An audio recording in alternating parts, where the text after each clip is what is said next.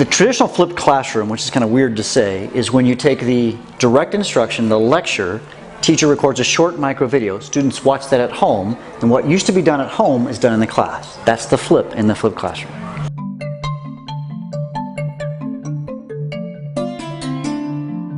You know, at flglobal.org, the organization that I founded, there's like 20 different researchers who are doing research on flipped classroom, writing papers all over the world, and we're finding that flipped classroom is working all parts of the world, all subjects, it's working.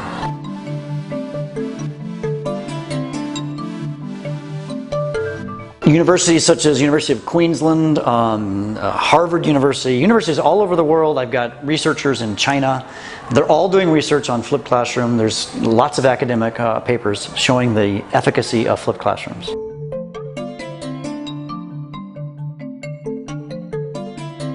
I think the best advantage of flipped classroom is it gets more time for the teacher to interact with their students, because kids struggle with stuff, whatever it is, whether they're a college student or an elementary student, they struggle with content, and if they can have more time to talk with their teacher because the teacher's not lecturing anymore, that's what changes the whole game.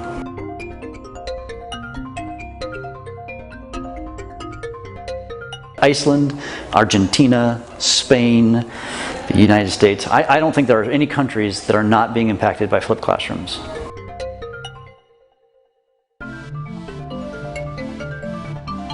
I was a traditional teacher, teaching in a traditional way. I was a good teacher. I won some awards for being a traditional teacher, but I always wanted to do what was best for my students. And when I realized that I wasn't helping my students enough because I was spending too much time lecturing, that's when I said I got to change. And I changed, and they had no idea that the flipped classroom would become what it has today, that I'm talking to you here in Spain, and I've traveled the world to share this with teachers everywhere.